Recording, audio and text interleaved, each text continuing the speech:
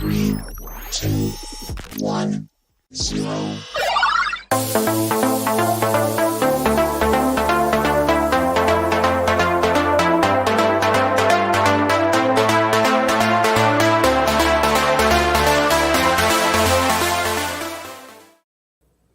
Hey everybody, my name is Corp Cosplay. Hope you're doing well. I greatly appreciate everybody being here. Can you guys in chat just let me know how the audio is, because my audio is not appearing on here and I can't tell if it's working or not. So I know Messiah, I'm sorry. Let me know if the audio is working. Somebody give me a thumbs up. Tell me how it sounds, because my audio is not popping up on my program and I just want to know if you can hear me or not. I will wait for somebody. Sounds good. It's working, but a bit tinny. Yeah. So for some reason, I have a new soundboard here, and the soundboard, it shows that it's working, but it's not popping up on here. And the only way for it to change would be for me to do a full switch out. And it was literally working before I started the live, and now it's dying. It's not registering at all. So I don't know what is up, but this was literally working 5 minutes ago. Technology's great till it doesn't work. Actually, you know what? Does that help? Because I bet you $100 it's coming up, it's picking up the camera. It's not even picking up the microphone. Oh, whatever. At this point, I don't care. As long as you can hear me, I'll fuck around with the audio anyways. Hey, welcome to Monday Night Nerd. It's like I've never done this before. All right. Hey, everybody. My name is Corp Cosplay. I'm so happy to be here. I'm really sorry if the audio is terrible. We are here today to talk about Comic-Cons because, it didn't change. Yeah, it's the camera mic. Fucking hell. Oh, spared no expense. Anyways, whatever. So we are here to talk about Comic-Cons because I promise, by the way, for those who are watching this later, Messiah Complex and Rob the Bad Guy are probably looking at this going, we're going to be on this schmuck's show next week, and he doesn't know how to use a bloody microphone. I promise the mic will be working next week. I'm just going to throw this mixer in the garbage, and I'll just throw in the old one because at least it bloody worked. Anyways, here we are. Oh, God. All right. Where were we? My name is Corp Cosplay. This is Monday Night Nerd. This is my podcast. We're talking about Comic-Cons tonight. We're going to talk all about how Comic-Cons have changed over the past decade plus, because I've been going to Comic-Cons since 2009, and it's changed a lot. I put out a story earlier on my social medias, as the kids call them. Let me quickly pull it up here because I am a professional. I asked, what was the year that you first went to Comic-Con? And the years I've got listed here, we got 2011, 2018, 2012, 2015, 24, 13. So, yeah, I've been going a long time. I've been going to 15 years worth of cons, and that's including volunteering and everything else. So things have changed, and we're going to talk about it tonight. I'm going to show you guys my personal photos from 2009, 2010, 2011, and 2012. It's not going to be I wasn't documenting this when I was taking the photos. Obviously, I didn't know in 15 years I'm going to have a podcast where I'm going to do an episode and we're going to talk all about cosplay and all about Comic-Cons. I didn't, but I have some photos that I was looking at and I'm going, hey, there's some things that are the same and there's some things that are very different from a Comic-Con perspective, especially when it comes to cosplay. And I mentioned this in the beginning when we did the pre-show. And I want to talk about cosplay specifically because there are a lot of people out there who are cosplaying now, who are just starting cosplaying, and they are seeing Warhammer guys and Predators for Mr. Rob the Bad Guy and JS from the Geeks & Co. And they're looking and going, there's no way I'm going to get that. I'm going to show you guys what cosplay looked like in 2009 and what the big cosplays were. And I want you guys to realize that you can't compare yourself to anybody else because you, A, probably haven't done it as long, and B, you shouldn't be comparing yourself. You should just cosplay for the sake of cosplaying. So we're going to talk about that and a whole lot more. First off, though, I showed on the pre-show that I have been doing a little bit of cosplaying. First off, I've been making a new set of BioShock Vickers for a commission. I'm doing commissions now, and not really like a ton, but I had someone reach out after seeing the ones I made for my wife, and they asked, could I make them a set? And I didn't. They said, I made sure to say, like, I don't want to paint them. I don't want to do any of the finishing and any of that because that's just way too much. And I know, based on my history of making props and stuff for my friends, I will get 5 minutes in and be bored to tears and not want to do it anymore. So I said, I'll let the 3D printer run and get them done, and then you can do all the finishing. And they said, no problem. So been working on those. The 3D printer's been running continuously for about a week. And I've also been upgrading Mr. Ghost Rider. So if you don't know, I do a Ghost Rider cosplay, and I was very happy with my first draft of the gauntlets and the shoulder spikes and all that. However, they were all foam. And as much as I loved them, you could tell they were foam. So I decided this year I'm not going to be making a whole bunch of new cosplays because I don't have the space for them. I'm going to take a year and I'm going to upgrade. And these are the new gauntlets for Ghost Rider. They are foam in the inside. These are 3D printed spikes, and I put screws into them, and they are now beautiful. This is the new pleather that I picked up from Fabricland yesterday. A whole $8 per meter, so I got 2 meters of this stuff, and it looks so good next to my jacket. And I've also stitched. I've stitched the through the foam because I have a nice strong needle on my sewing machine. And I put them all together. Now, that was a very quick way of how I built these. I can show you a better way and a more in-depth way of doing it because that thing that you can kind of see up there is my new camera. I got a new Sony camera for Christmas. That was my purchase for myself with my money that I got.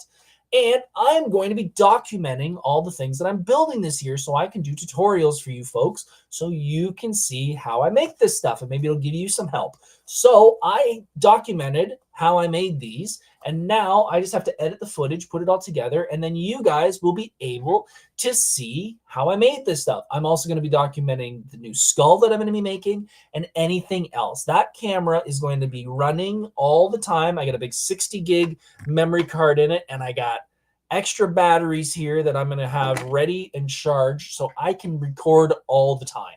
So you guys will have a whole bunch of cosplay tutorials coming throughout the year, and I'm super excited about that, as well as shorts Q&A. If you don't know, if you hopped onto this channel before in the shorts, I have been posting Q&As. I went through Gemini, I went through ChatGPT, and I found all of the top cosplay questions, Comic-Con questions, volunteering at Comic-Con questions that people ask. And I literally set up the camera on that tripod and I went through all the questions. I edited them all together. And every couple days on this channel, there's going to be a new short that's going to answer a question that you might have, that someone on the internet must be asking.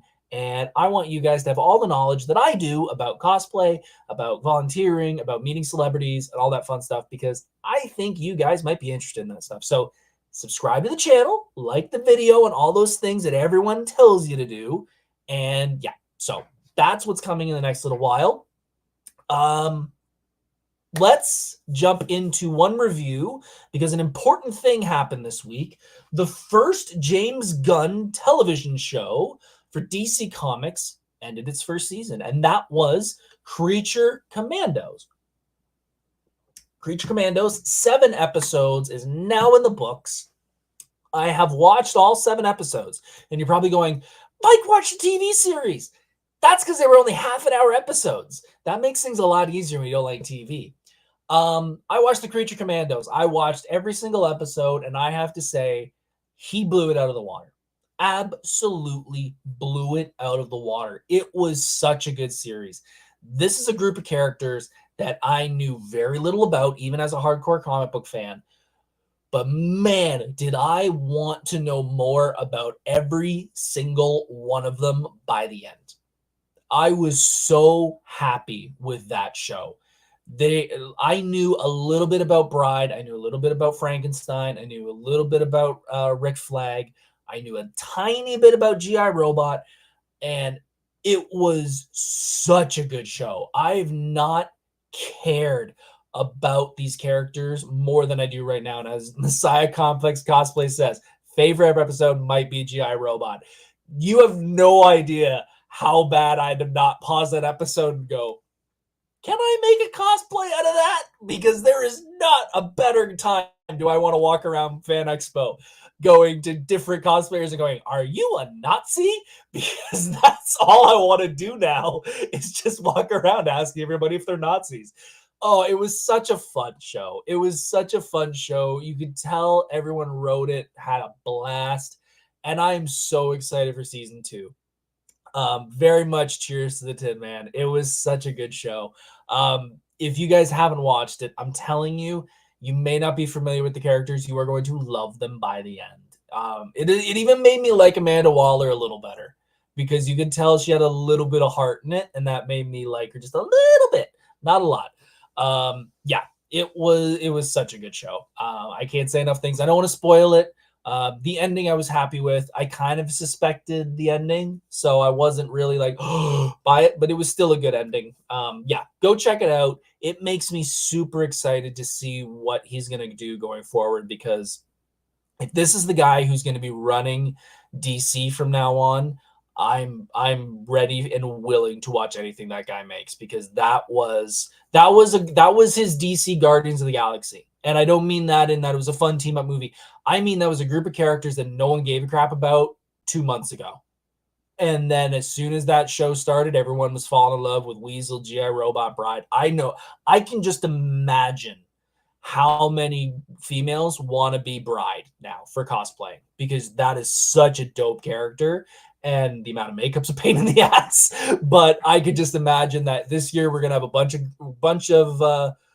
brides, a bunch of squirrel girls from Marvel Rivals. So yeah, and we're getting season 2, exactly, Messiah. That just makes it even better that we're gonna get a season 2. So James Gunn, bravo. You got Penguin under your belt, which is probably the next thing I'm gonna watch. And now you've got this. Like, dude, you're killing it. This is so good. I'm so happy with this. That is the only review that I really have to talk about. The only other thing I wanted to quickly talk about, folks, if you popped into my stories earlier, you may have seen me do not a rant, but just sort of a point of contention. If you don't know, in my spare time, as my job, I work in marketing. I work in email marketing for a company. I work in social media. I work on websites. That is my role. I went to college for marketing. That is my job. So I am very understanding of things that happen, problems that happen in marketing, and companies making mistakes. Today, when I was at my job, I popped onto my email quickly to check something because my phone kept pinging a couple times, and I noticed that I received 12 emails within a 2-hour block. 6 from Y108 radio station in Ontario. 4 from Y108, 4 from Q107, and 4 from one other radio station. All of them under the Chorus Entertainment Group. And all of them were basically, you're a listener, we'd love to hear from you. And as a marketer, I can understand when this stuff happens. Basically, what I believe has happened is corporate has told you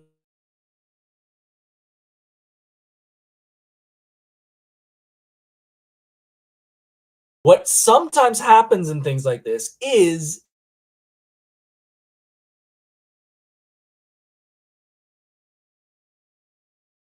different radio stations. So if I was subscribed to other Chorus Entertainment radio stations, I probably would have received more. It's an issue if you're an email marketer, because what happens is everybody gets swarmed with all of these emails, and then people just get frustrated, and normally they don't, but they start to unsubscribe, and then you lose them as a customer. And in Canada, when you unsubscribe, you can no longer contact those people. They basically said, stop calling me. I want to bring this up because this is something that I think flows into another form of marketing that I think a lot of us do, especially cosplayers, and that is social media. There are a lot of people in social media who believe that this is a problem if you do too many posts. I think the standard rule that a lot of people follow is 1 post to maybe 2 posts a day. I'm here to tell you, as a social media marketer, you're wrong. You can post 100 times at this point. You can post 100 times a day. And the reason I say it's okay, because I've seen it happen, I've proven it. Not everybody's online all the time. Not everybody is going to see your posts, because the algorithms and everything are basically supply and demand. So something like Instagram, there's a ton of people posting on Instagram. There's tons of new posts every single day. Well, if you post something, you've probably got about 20,000 people posting at the same time. You're going to get lost. It happens. However, with the birth of TikTok and soon to be death of TikTok, sadly, that algorithm is different. That algorithm is not based on how many followers you have. It's based off what's called the interest graph, which is basically the algorithm is going to notice a kind of pattern of content that you like. You're either going to like a lot of cosplay, you might like a lot of music, you might like a lot of a certain artist, tons of different things. And it's going to start serving you content of that same style, because if it does that and it notices you stay on the app, they make more money through ads. Other social medias are doing that now too. Instagram's got one like that. Facebook has one like that. So it doesn't matter how many followers you have, and it doesn't matter how many times you post.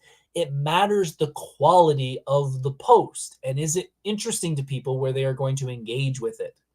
So unlike email, if I get 10,000 emails at the same time, everyone's going to be pissed at that and they're going to unsubscribe. With social though, you can post as much as possible.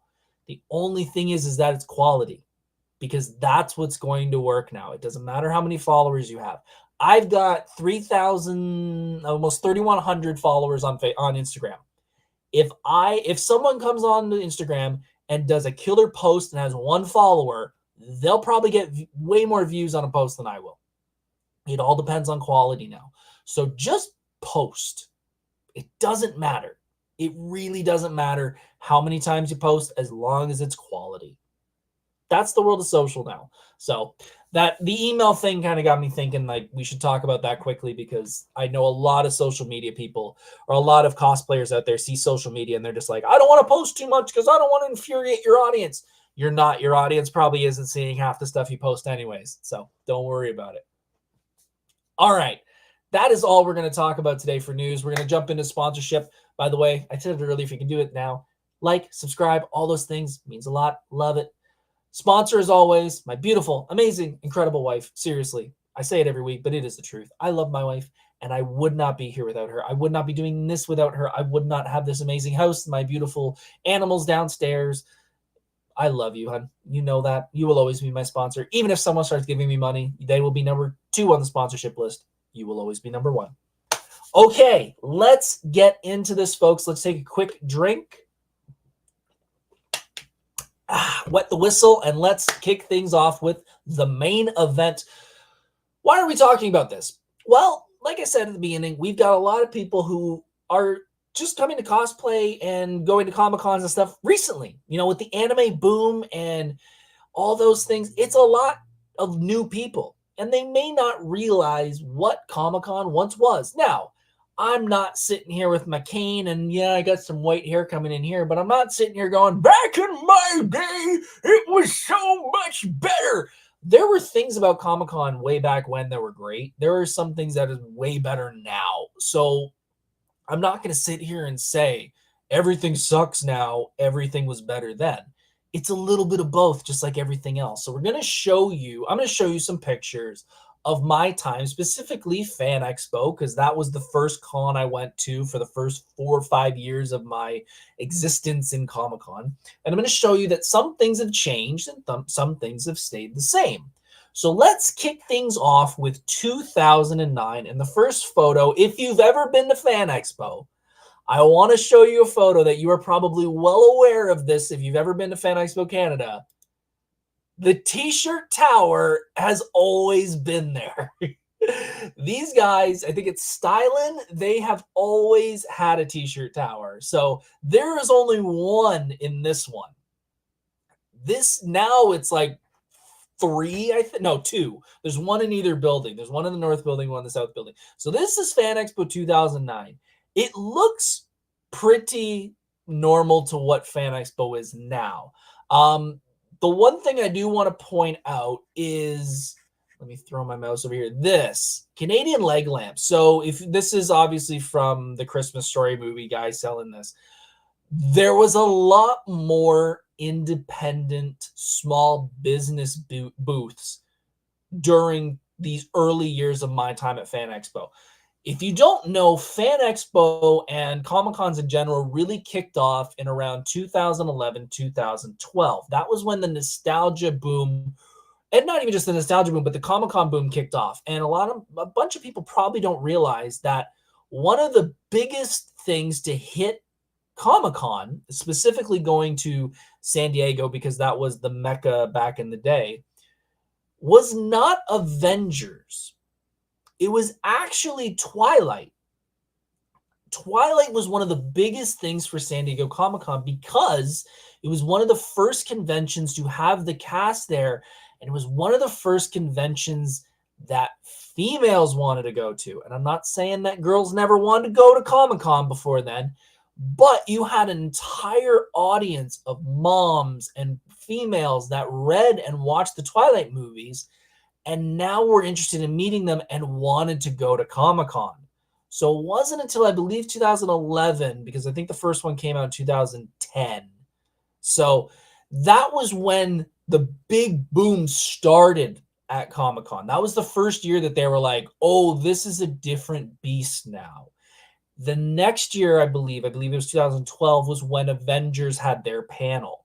Because remember, folks, actually, you probably don't realize, Iron Man was the first Marvel MCU movie. That was not a big deal then. Like, that was, like, there wasn't a big Hall H panel and Robert Downey Jr. is going to be there. It was a really small thing. It wasn't till the announcement of the Avengers and having Hemsworth and Ruffalo and RDJ and Evans and all them all together on one stage, that's when it became a big deal to have Comic-Con. So back in 2009, when I started going, it was just like the old school Comic-Cons that people remember. If you've ever been to Fan Expo now, you know it's north and south building. You've got the lower down in the north building. You've got the high above ground in the south building. 2009, it was just downstairs. It was just the north building. There wasn't anything in the south building. It was that small still. So it has really changed over the past few years. You've got Toxic Avenger having a booth there. The Trauma people, they were there forever. I think because of the nature of the movie and all that, I believe it was around when the Informa guys took over Fan Expo, they really started to pull back on some of these, I don't want to say more adult, but more adult style booths. They had some, I'll show a photo later. They really made it more family friendly, which again, could be both ways. You could look at that as a positive. You could look at that as a negative. I look at it as it's whatever you like. I personally, and I might be looking at it with rose-colored glasses, I kind of like this way, but then I was also of that age where I was kind of like, ooh, I'm an adult now. I can do adult things. And back in 2009, 2010, 2011, to pull away the curtain of me personally, this was my first going anywhere with just friends. Like the idea of going away for a weekend with friends, I never had that growing up. I was a very sheltered kid, and that's nothing against my upbringing or anything, but that's just the way it was. It wasn't until 2009 Fan Expo that like my friends and I were like, we're going to go to Toronto and we're going to stay overnight alone without parents. Like, yeah, we were in our 20s by that point, but it never happened before. So having these adult booths there of like, ooh, the Toxic Avenger. Like, I remember how gruesome that movie is. That was a big deal back then for kids like me. And I use that line kids because I kind of was a kid still. Marvel had a booth. And this was really cool because Marvel back then had booths, and DC had a booth too. We'll show that in a second. And all the artists would sit around the booths throughout the day, and they would give out comics for free. They'd be signing comics for free.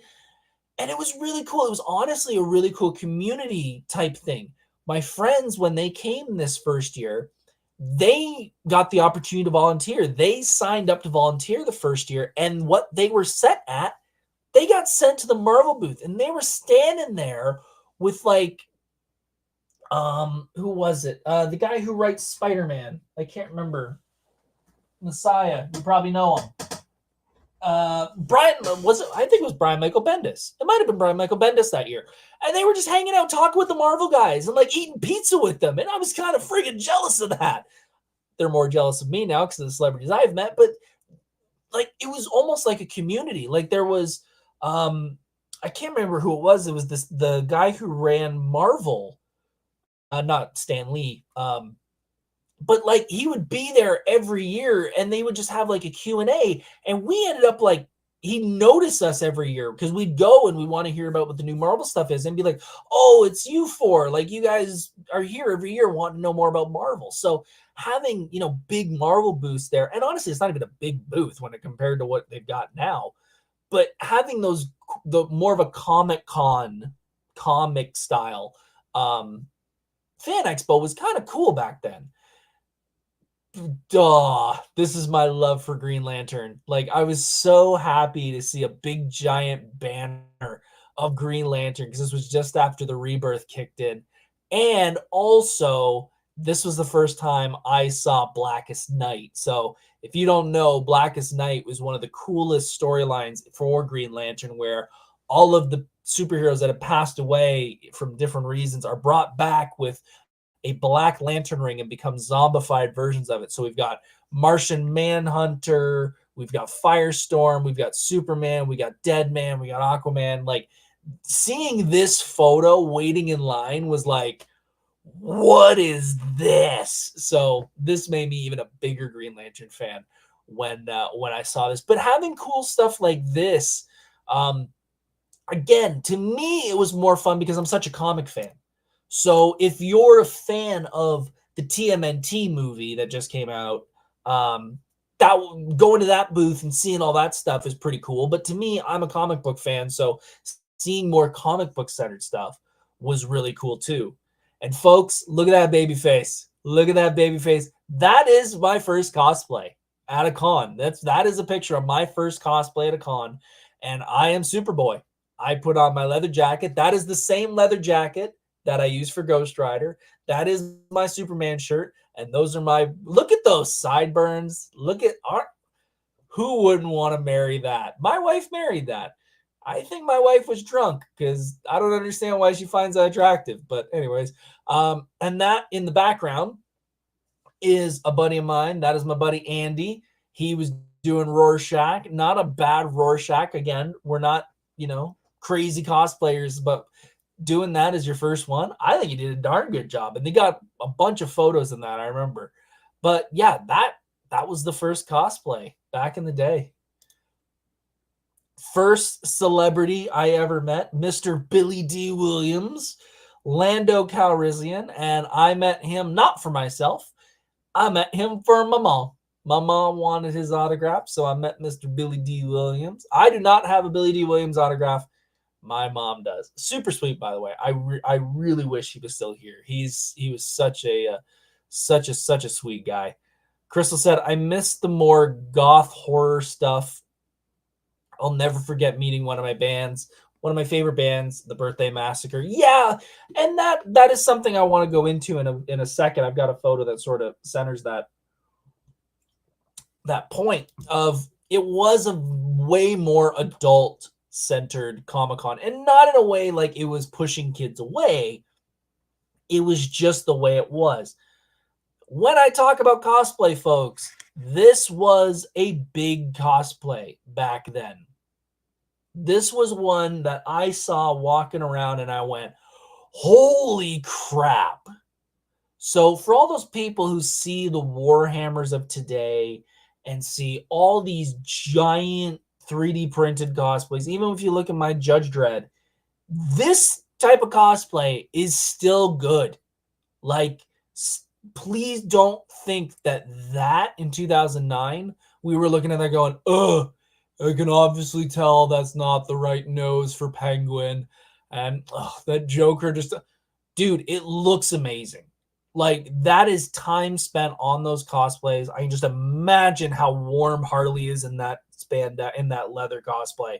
But that was great back then. So please do not compare yourself to anybody and think that if you look like that you're not getting any attention. You will still get tons of photos with that.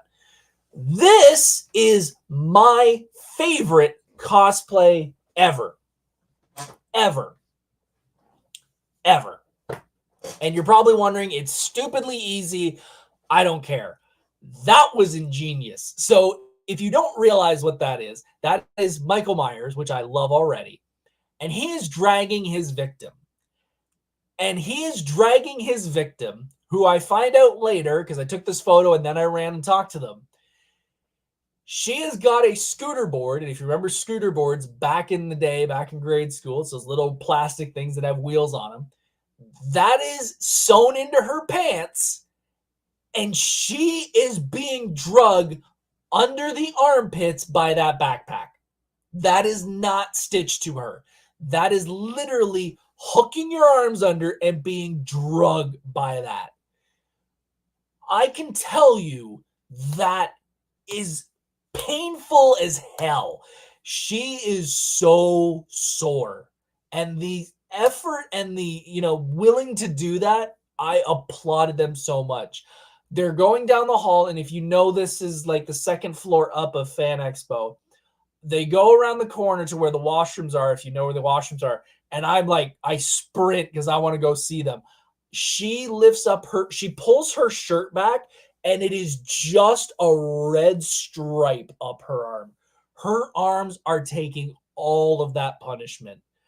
And she's just like, ow, because that is I don't know if you call it a workout, but yeah, that is my favorite cosplay, and it was on the first year. I that is ingenious, and as much as my Green Lantern hurts, as warm as I am in Judge Dredd, that is a pain level that I would never ever deal with. I don't care who it is. I don't care if I'm the girl and that's my husband or what. You ain't getting me to do that for 4 hours, 5 hours, however long the con is, because that is insane to have to put up with that. For just dragging the length of that hallway, I'd be like, nope, you're walking. I'm not doing this anymore. First Q&A. So this is what Q&As were like back then, folks. For all the production and stuff that goes into it now, white curtain. That's really all it was. That main stage in the basement, it's just a white curtain. That's all it was. And the celebrities would usually, unless there was, the condition or something, they would get up and walk around. First Q&A, and I got my question answered. My first question was to Bruce Campbell, and it was, what is your thoughts on horror remakes? Because it was really big at the time where they were remaking every bloody movie. And if you check on, someone has this Q&A, they recorded it on YouTube, and you can hear my question. And he's really nice. Bruce Campbell is so sweet. I've not had a chance to run into him since, but he was the reason we went. He was the reason we all got together to go to Fan Expo, was to meet Mr. Bruce Campbell. And it was a great time meeting him. Again, Death. Great cosplay. It's nothing, it is definitely a closet cosplay, but did an incredible job. So again, do not compare yourself to anyone else. Okay, maybe it's the next one. Actually, you know what? We'll move. Let me bop ahead a minute because I do want to mention something that there, not that one. So this for anyone that complains about Saturday crowds, it's always on a Saturday. It's been happening since the first time. First time I went, 2009, there was a crowd. 2010, there was a crowd. 2011, there's a crowd. It happens on everyone. Get used to it. Like, I'm sorry. I'm sorry to be cold about it, but like, guys, so many years of people complaining that there's a crowd on Saturday. It happens, deal with it or stay home. Like, or when Crystal and I were cosplaying last year, we stayed down on that cosplay level. Like, it's just the way it is. Everyone shows up on the Saturday. It's always been that way. Also, going back to what Crystal said earlier, where it was, I know I went through the photos, but I kind of want to censor them for a second. Crystal mentioned earlier the more goth and horror stuff. So if you go to a con today, and it's not just Fan Expo, it's kind of any con that I've been to, everything is kind of all over the place. So if you're a comic fan, or you're a horror fan, or you're an anime fan, or you're a video game fan, everything's everywhere. And you kind of have to just go through the whole con to find the stuff you like. Back in 2009, up until about 2013, 14, they sectioned off the con. So, like, there was a few rows that were comic. There were a few that were sci-fi. There were a few that were horror. There were a few that were anime. There were a few that were video game. It was a sectioned out con. So if you wanted to just wanted to do comic stuff, 2 rows and you're good. Horror, 2 rows and you're good. So it was really easy to find specific things for different fandoms, which was really nice. But on the other hand, everyone's kind of a fan of everything now. Like, if you're a gamer, you're probably a comic fan, you're probably a movie fan, you're probably an anime fan. Like, everything kind of flows. So I understand why everything's together now, but it was really interesting back in the day, looking back, going, everything was sectioned. Like, if you were a comic fan and that's all you liked, you had 2 rows and that was it. So that's definitely a big change. So this is us walking in 2010.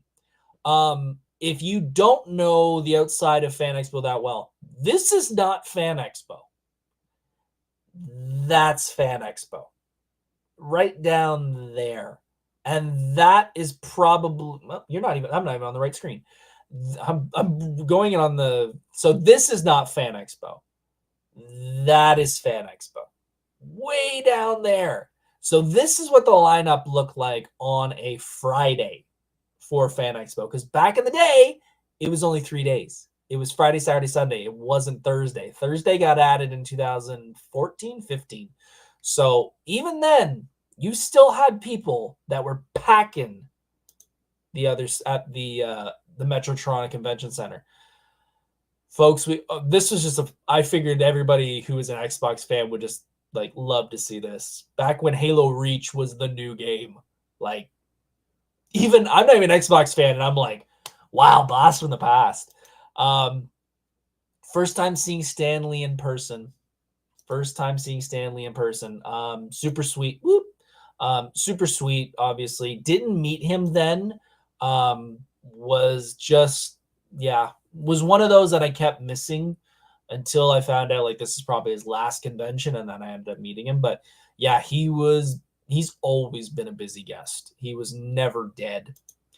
So going back to the adult version of the booth, this is the first year, and it's only my second year going, but this is my first year going single. I had a girlfriend at the 2010 one, or 2009 one. I didn't have one for 2010, so I was enjoying myself. And this is probably my favorite photo because I'm just like, aren't I cool? I'm not that cool, but yeah, not a bad way to spend a day, I gotta admit. And by the way, folks, sideburns are gone. Sideburns are gone on this one. Yeah, but I'm loving life right now. And of course, rocking the Lantern shirt as always. Second cosplay ever. And I thought this was amazing. And you know what? I still think it's amazing. I still think I did a damn good job on this. This is Two-Face. This is my first real, like, putting work into it cosplay. My mom did the shirt, tie, and suit. So sorry, Crystal, I didn't sew those myself. But yeah, this was the first like makeup cosplay that I did. And it's, again, I got a lot of attention in this. I got a lot of attention in this cosplay. So don't think that just because it doesn't look like the bloody movie that it's not a good cosplay. Because folks, you'll still get attention if you do something like that. This is just adorable. We need more adorable cosplays like this. So this was one of the first years.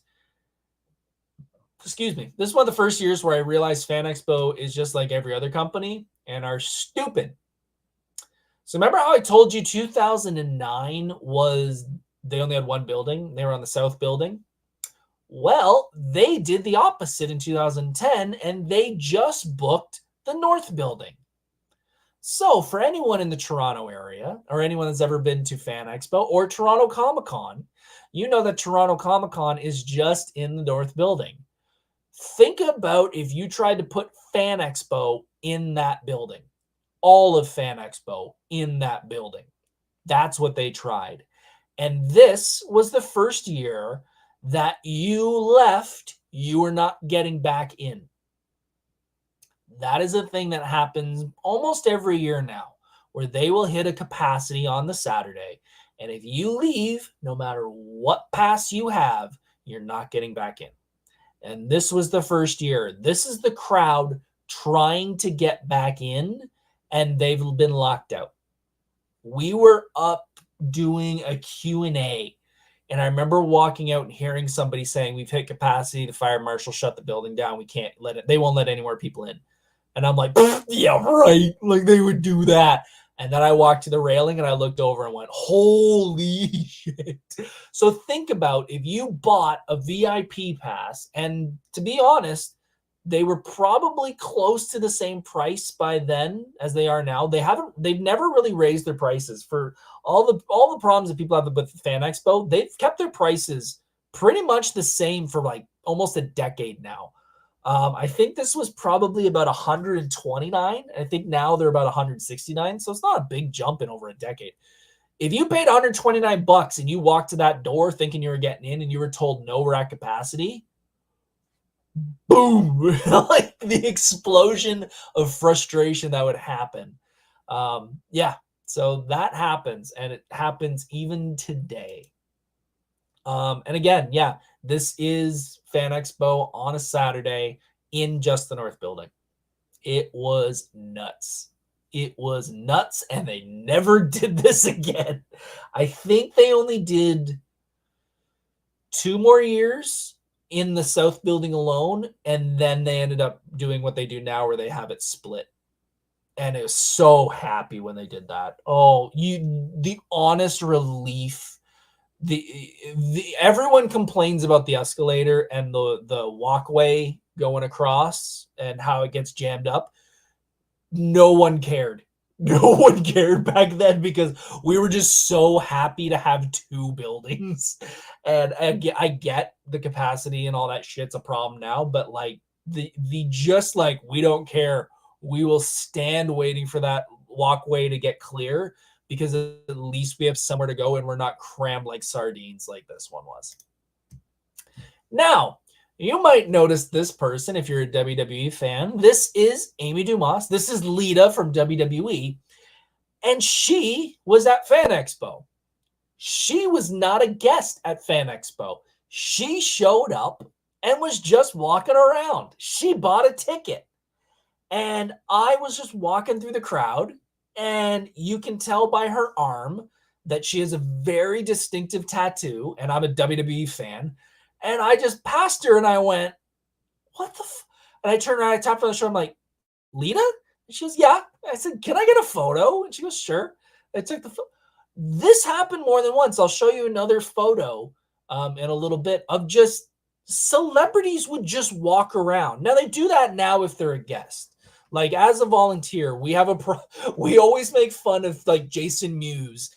We always say we got to strap a balloon to him like a child, because if you're working with Jason Mewes at his line, he'll just get up and go for a walk and go look at vendors. So we just see him get up and leave, and we're like, where are you going? When are you coming back? So it was crazy back in the day to just go, you could go to an expo and just run into people. That was a thing back then. Like, it again, I'll show you a photo in a little bit, that this wasn't the only time this happened. So that is something that you don't see anymore. The guests will go for walks every now and then, but you don't have famous people like that just wandering around as buying a ticket. This is something, if you're a longtime attendee of Fan Expo, this person is one of the most important people in cosplay in the area, and I don't think he gets the love that he deserves. This is Gord. This is the gentleman who used to host the Masquerade until Informa took over it in 2016, 17, whatever it was. This was the gentleman who ran the Masquerade.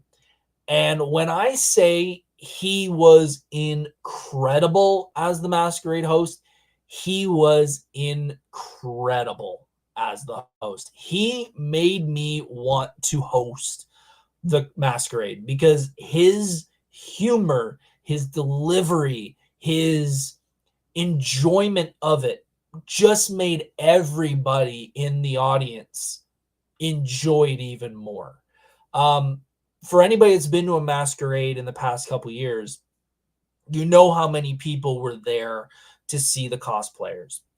When Gord was hosting, it was standing room only. It was full. Like, there was not a seat in the house full at those days. And I feel like, and I've said it on the podcast before, it's something I miss because I feel like having that many people there, yes, you've got stage fright issues, and Crystal, I understand the stage fright and all that.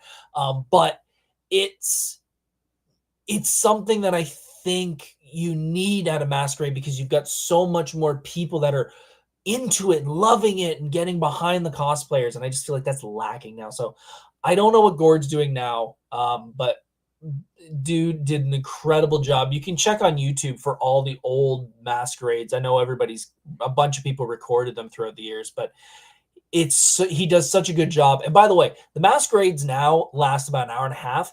There were some that were like 2-3 hours, and he was on the ball all night, and he killed it every year. So I really wish he would come back and do it, but I know Informa's got their way of doing things. So that's me being the old guy of that used to be better in the day. Again, we were getting cool cosplays back then. Like having a Star Fox walking around, like there's a couple guys that do Star Fox now, but like even going back to when I was a kid being second year I was going, there are people who find this amazing. And I do too. I'm not saying I don't anymore, but there is an audience for your cosplay, no matter what level you are. Don't compare yourself to us or other cosplayers, because there is a kid, there is a fan. Even when I was back then, I took a photo of this because I thought it was a dope cosplay. And you should be excited about that if you're a Star Fox fan. So don't get hung up on like, it doesn't look like the game or it doesn't look like the movie. It's still impressive. So, be happy with it. Again, like there was some really cool cosplays back then that I really dug. This guy, I could just imagine how bloody warm he was walking around in that all day. Green Lantern. They still do this now, but they don't do it as much as they used to. This is Abin Sur from the Green Lantern movie. This is the Green Lantern that crashes on Earth and gives Hal Jordan the ring. You could walk up and just touch it. Like that is something they don't do anymore, and I feel they miss that. They have the costumes. Agatha stuff was there last year, which was really cool, but it was so far away you couldn't like really get up and look at it. Everything's been 6 feet away from everything, and I get it. people are stupid and can rip it down and stuff. But like getting that close to something like that, especially being a Lantern fan before I knew what the movie was going to be, was really cool. And I wish we had the opportunity to do that more. Again, DC, New 52 is out. They are promoting it like crazy. They had a giant booth that year just giving shit away. This was the year that they were giving away. There was the flash rings, the plastic flash rings. This is where I got all of my Green Lantern rings. I've got all the colors. And that was from this year. I think it was every panel. No, it was, you could pick them up at the DC booth. What they were giving away at the panels, it was either this year or the year before. No, it was the year before because Flashpoint was out. In Flashpoint, if you're a Flash fan or a comic book fan, Batman is not Bruce Wayne. It's his father. It's I was gonna say Martha Wayne. It's not Martha Wayne. It's his father, and it's an alternate one where he's not a billionaire for good. He's a billionaire because he owns a bunch of casinos, and he's a millionaire because of that. If you went to a DC panel, they gave you Wayne poker chips at every panel.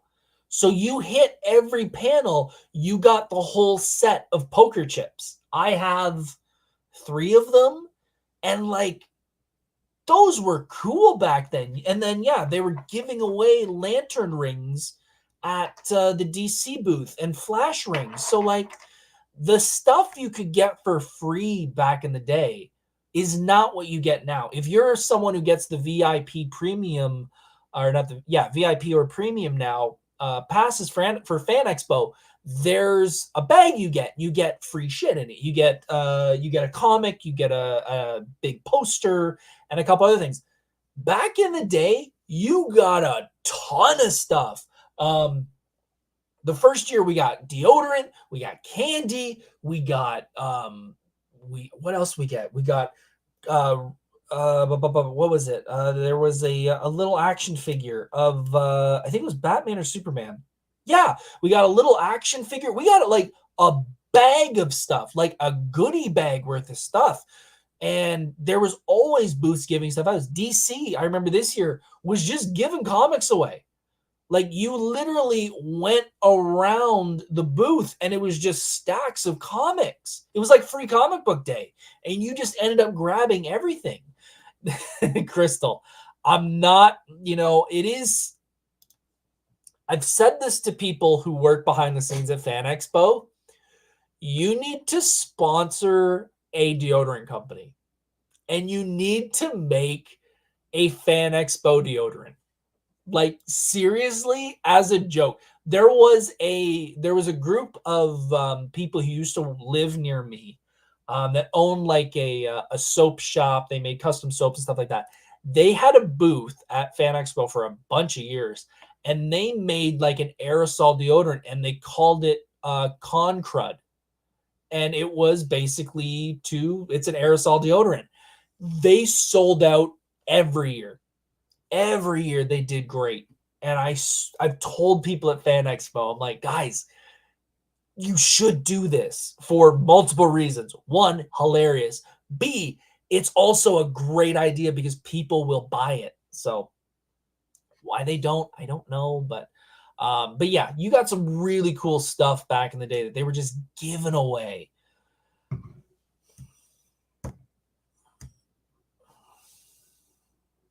This is my most hated cosplay. I did the Joker. And when I say this is a smile with tears behind it, this is a smile with tears behind it. I hated wearing this cosplay. This is what happens when you don't have a cosplay and you panic at the last minute because you see everybody walking around in cosplay and you make one up at the last minute. And I was so bloody miserable. This is across the street at like that little underground restaurant thing. I don't think it's there anymore. But yeah, I hate this cosplay. There's this photo and one other one that's like a different angle. There's no other photos of it. And I'm wearing the Arkham t-shirt with like inmate on the back and the orange pants. I hate this. I will never wear Joker again because of this. I had to show you it just to be like, hey guys, there's cosplays that I do that I don't even like. Never again. Again, going back to Lita, you could just run into people at Fan Expo. Tom Savini's not a guest. Tom Savini's just walking around with a ticket. This is what happens. And this is what used to happen. You can literally just walk around and run into people. And I'm like, hey, you're the guy that did the bloody special effects for almost every amazing horror movie. How you doing? And he's just walking around having fun. He's enjoying himself. So, again, WWE, Kurgan, also from 300. You probably know him as the big guy with the boulder from 300. Walking around promoting a movie called Monster Ball. Folks, if you love my Gambit now, this is my Gambit from back then. Again, this was a year where I half-assed cosplayed and didn't really realize I wanted to do it until I got there. This is my half-ass Gambit. And by half-ass, I mean I didn't really put any effort into it at all. But yeah, again, running into celebrities just, for just showing off their stuff. Monster Brawl was a movie he was in, an independent horror movie, and he was just, he was showing up. He wasn't at a booth. I think the booth brought him, but it wasn't announced or anything. He just showed up. So, meeting Elvira. I wish they had more guests like this again. I think cons like Niagara Falls have really brought more of these guests to their cons. They haven't brought Elvira yet, but I think they need to bring people like this again because she's incredible. She is absolutely incredible, super sweet. But I think that is one of the things that Fan Expo doesn't do that great anymore is they're very into the big names. They're really big into the CW shows and such, which are great because the CW shows are cool, but I just feel like this is the type of guest I wish they had more of. I wish they were able to just bring some of these, I don't want to say just horror, but like more of these celebrities that I care about personally. And that's a bias, but yeah, I miss Space too. I miss it. There's so many photos that I've gone through of just like little things like that where I'm, oh, I miss that. Yeah, again, crowds are a thing and they are always a thing and they will always be a thing at Fan Expo and these conventions. This is a Saturday. It's packed as always. There's not much to do. Like, it's just the way it is. It really is just the way it is. Again, amazing collectibles that I wish they had. Like, I like the Lego stuff. I think that's really cool for kids, but I think we need more things like this that sort of hit that multi-generational. I think they are starting to push more. There's either more of the adult things in the booths, like the cabin and stuff, I think it is, where it's like the Twisted Metal guys were there. And then they've got like the TMNT stuff. But I think we should have things that are more in the middle. Like there's the Star Wars fans, obviously, but then there's the young Star Wars fans who love Darth Maul from the episode 1, 2, and for the episode 1. And then the older fans who just love Star Wars. And Andre in chat says Niagara's guest list murders Fan Expos last year, though I'm sure that had a lot to do with the writer's strike screwing up everybody. So yeah, that definitely did affect everything, unfortunately. Yeah, Niagara is definitely doing guests that I think a lot of people are wanting to meet and wanting to spend that money on. And I feel like Expo is good at getting those big guests. Like they're probably going to do a Back to the Future one this year because I think that's sort of the touring group is a Back to the Future reunion, which I dig. But, I think also the people that have gone to this enough times, you've met those people if you really wanted to meet them. So I don't know. I think Niagara's killing it when it comes to guests. And I think the guys that own Niagara also run Hamilton and also run Nickel City and Buffalo. So getting that circle of people who, if they do well in one, they'll do another one is really nice to sort of have that sort of in and out. Like I think Nickel City announced today that Trish and Lita are going to be there this year for Nickel City. So they did well in Niagara. Now they're going to do Nickel City. So little things like that is very nice. Big booths for video games. Remember those? You remember when video games had big booths? Yeah, they don't anymore. And there is a reason for it. And I know the reason for it. However, the person that told me the reason told me never to say it in public. So I can't. But there is a reason why you no longer see EB. There's a reason why you no longer see Xbox. And there's a reason there's no longer a PlayStation. And yeah, I know why. I have pretty much 100% authority of why that's a thing and why it's not a thing. But I can't mention it here on the podcast because, yeah, it's a very good reason. Let's just say there's a very, very good reason why they're no longer there. And it wasn't their choice. I will keep it at that. It wasn't their choice. Nope, I can't, Andre. No. But I will tell you, it's a very good reason why they're no longer there. Very good reason. So this cosplay is me and my buddy Gavin. We're Terrence and Phillip because the Stick of Truth game was about to come out, and we were super happy about it, super excited about it. If you're a South Park fan, do you realize a problem here? The heads are wrong. Phillip has the blonde hair. Terrence has brown hair. We did not realize that. No one else realized that. No one told us that. And no one told us that specifically when we were downstairs in the south building and literally not able to move because people were coming in and out, taking photos with us. This is proof, and I want every cosplayer to listen when I say this. This is proof that if you realize there's a flaw in your cosplay, no one else knows. No one else really notices, unless it's like, you're a mascot and your head falls off. If it's a little thing like that, almost nobody will notice it. And almost nobody, those people that do notice, almost nobody will care.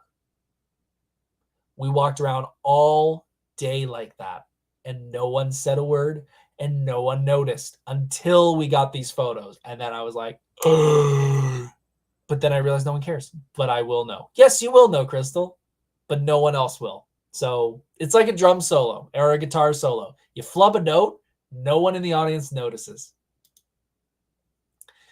This is when I noticed cosplay starting to get a little crazy. Now, were these bought cosplays? Were they handmade? I have no idea. But 2012, you can tell by the stamp, this is when I really started to see cosplay sort of go upwards. 2009, 2010, 2011 was when it was like, oh, this is cool, cosplay. And then 12 was like, oh, we've reached a new level. There was definitely that Arkham style that was the time when gaming and a lot of movie properties and a lot of animation properties were starting to showcase a lot of their artwork.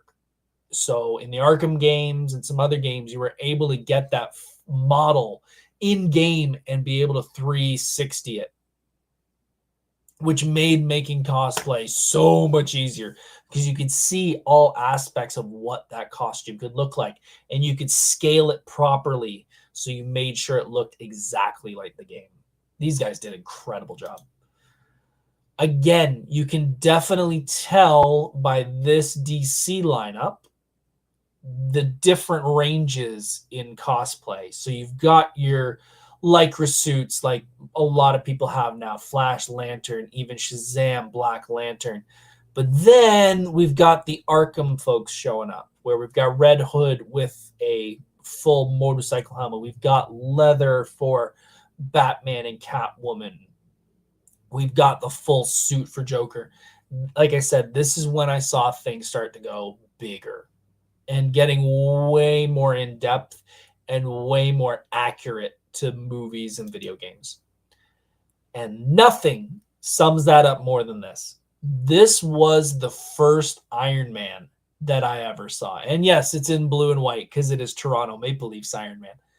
But this was the first time where I was like, oh shit, like we got a problem, because that's hard to compete against. And it was for the next year or two.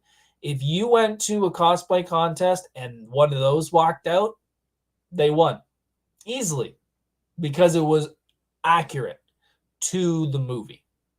It was almost photorealistic. I mean, it was all 3D printed probably. But that was when we kind of realized, oh shit, things are different. So it was around 2012 was when the cosplay boom really kicked into high gear. And it really pushed me to go, do I want to do this?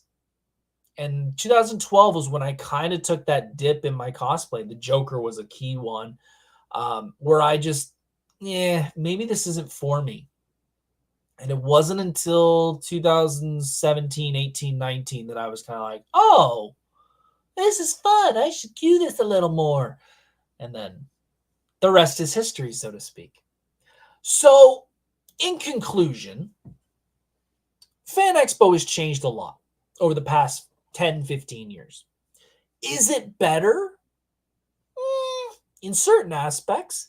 Is it kind of the same? Well, yeah. I mean, it's everybody getting together, going to see a whole bunch of nerdy stuff together in a big building. I mean, the concept's always going to be the same. It really depends on what you're looking for. There are a lot of things about today's Fan Expo and today's Niagara Falls Comic-Con and today's everything else that is good. You know, I really like this. I like the social side of it. I like knowing that I'm going to run into people that I've met on here and other cosplayers that I've met through social, through going to cons and running into them and having experiences with them and having fun with them. When I first started, I started going with 4 friends and my girlfriend, who is now my wife. And after a while, life changed for them, and they had kids and they had experiences, and they had lives that took them away from Comic-Con, and they haven't gone in years.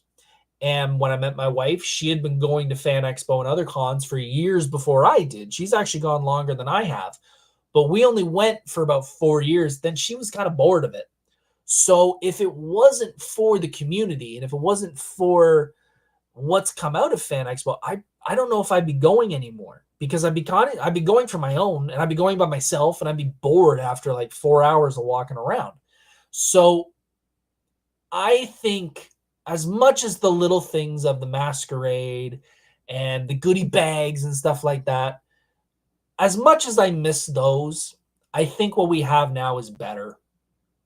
And I do think we are going through a evolution of Fan Expo and other conventions. The anime world is kind of taking over everything because that is what everyone's big love is. It's not comic books anymore. It's not as much MCU and movies and comic books. So I do think we're going to have a little bit of a change over the next few years. Do I think it will always be the mammoth cons that they are now? No. It's going to come to a point where it's going to change and it's going to become less. There is going to come a time, I would suggest in the next 10 years, where it's going to go back to the way it was in 2009, where it's going to be a small con, because there's only so much nostalgia that you can do. And there's only so much people are willing to pay for that nostalgia. When it comes to looking in the next 10 years and saying, well, the nostalgia of that point will be Robert Downey Jr. and Chris Evans because they'll be, it'll be long enough for them. That's great. But think of how much you're paying for an autograph now for a Mark Hamill or for a Michael J. Fox, you're going to pay double and triple that for RDJ and Chris Evans. Will there be people willing to pay that, willing to get the experience of meeting them? 100%. But there's going to become a point where they're going to be priced out. It's happening with concerts. It's happening with everything else. So I do think there is going to come a point where Fan Expo and other cons, you're going to lose some cons. You're going to lose some medium-sized cons. There will always be small local cons. There will always be big mammoth fan expos, but they are definitely going to be shrinking over the next probably decade, because it's just going to hit a point where people have done it enough and they've seen it enough and they've gotten the autographs and the meet and greets that they've wanted, and it will slowly die down. So it will. I will pay anything to meet Poppy Pascal. And you know what? That's great that you're willing to pay that, because that is somebody you're willing to pay that money for. I'm paying $5,000 to see 2 Metallica shows, but that's because that's my thing. So there will always be people that are willing to pay that. People made fun of, what's his name from Star Wars, Anakin, Hayden Christensen.